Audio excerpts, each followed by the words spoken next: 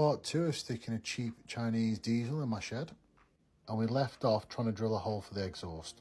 And after drilling 4 precise holes and a little bit of chiseling, we have something that resembles a hole. So that just leaves bending the exhaust that come with the kit to go through this hole here, and use the Jubilee clips provided to attach to the heater, and then to fit the silencer on the back. So now everything's installed and we can test. So I got the spare battery from the Land Rover. And because this is just a test, I'm installing crocodile clips on the end of the wires. Because I'm not 100% sure how I'm going to charge the battery, I may put a solar panel on the roof to keep it trickling charged up. Installing a few ring connectors on the wire and getting them all crimped.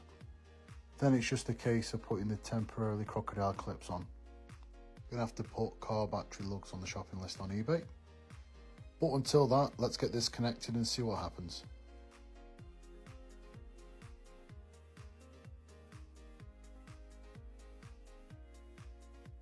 So after pressing all the buttons numerous times, nothing was working. At this point, I nearly got the instructions out and read them.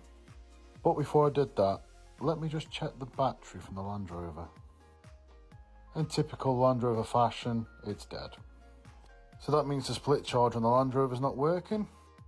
But that's another problem for another day. So let's get the main battery out of the Land Rover, because I am getting this cheap diesel heater to work tonight.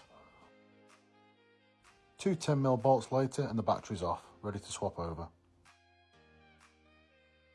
So let's try again.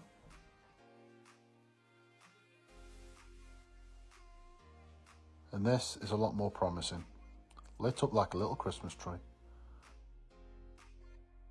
After all the excitement of installing the heater, I realised I didn't have any diesel to put in it. And I can't go to the petrol station because the Land Rover battery is now running the diesel heater. So I've decided to steal yet more stuff off the Land Rover, at which point I think it'd be easier just to have parked the Land Rover in the shed and kept the heater on. But let's siphon some diesel, something I've not done since I was a teenager. I don't miss this bit. It's got a very distinct taste, as diesel, but only need a few litres and we're ready to go.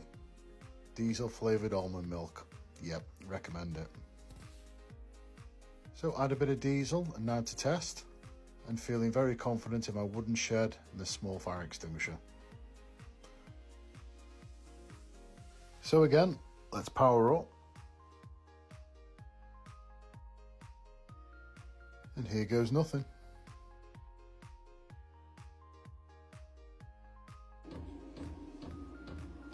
So something was happening, and I've got to admit it was pretty catchy.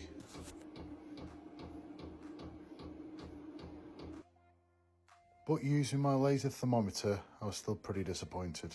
Nothing was working. Even the exhaust wasn't getting warm, so this wasn't firing.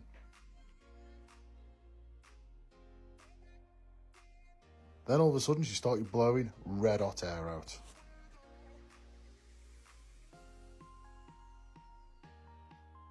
So in the excitement, got the thermometer out quick, and the air she was blowing out was around 45 degrees.